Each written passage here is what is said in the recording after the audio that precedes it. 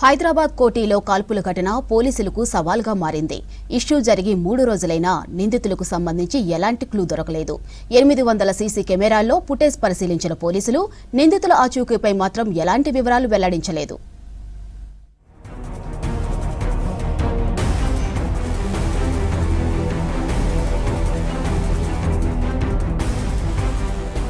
Greater సిటీలోని కోటి SBI ATM దగ్గర కాల్పుల ఘటనపై పోలీసుల విచారణ కొనసాగుతోంది.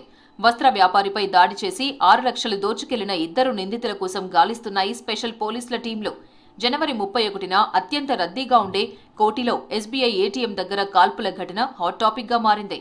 డబ్బులు డిపాజిట్ చేసేందుకు వెళ్లిన వ్యక్తిపై 2 రౌండ్లు కాల్పులు జరిపి క్యాష్ బ్యాగ్తో పరారయ్యారు దుండగులు.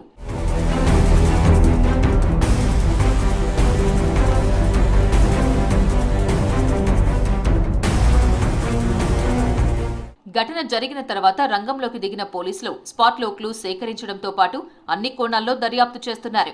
ఏటీఎం కాల్పుల కేసులో నిందితుల కోసం 5 టీంలు గాలిస్తున్నాయి. ఇన్సిడెంట్ జరిగిన వెంటనే అన్ని కోణాల్లో దర్యాప్తు చేశారు పోలీసులు. కాల్పులు జరిపిన తర్వాత 2 వీలర్పై కాచిగూడ రైల్వే స్టేషన్ వైపు వెళ్లారు దుండగులు. అక్కడ దుస్తులు మార్చుకున్న దొంగలు పోలీసులను డైవర్ట్ చేసేందుకు రైల్వే స్టేషన్ లోపలికి వెళ్లినట్లు చేశారు. తర్వాత బయటకు వచ్చి ఆ రోజంతా ఆటోలో సిటీలోనే తిరిగినట్టు తెలుస్తోంది. రైల్వే స్టేషన్ కు వెళ్లి రైల్లో వెళ్తే పోలీసులకు దొరికిపోతామని కాచిగూడ నుంచి మళ్లీ ఆటోలో చాంద్రాయణగుట్ట వైపు వెళ్లినట్లు గుర్తించారు. కేసుకు సంబంధించి 800 సీసీ కెమెరాలను పరిశీలించి నిందితుల కదలికలను గుర్తించారు పోలీసులు.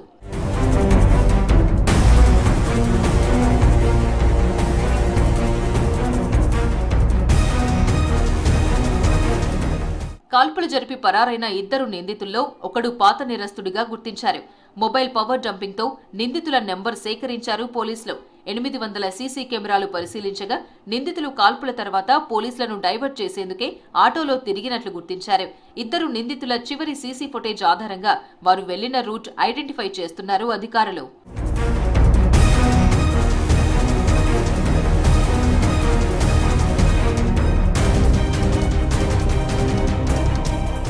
కోటి ఎస్బీఐ ఏటీఎం కాల్పుల కేసుల్లో ముమ్మర విచారణ చేస్తున్నామన్నారు ఉన్నతాధికారులు. 2 దుండగులు నార్త్ స్టేట్స్ వైపు వెళ్లినట్టు అనుమానిస్తున్నారు. CC footage, cell phone power dump ఆధారంగా మొబైల్ నెంబర్లు గుర్తించారు.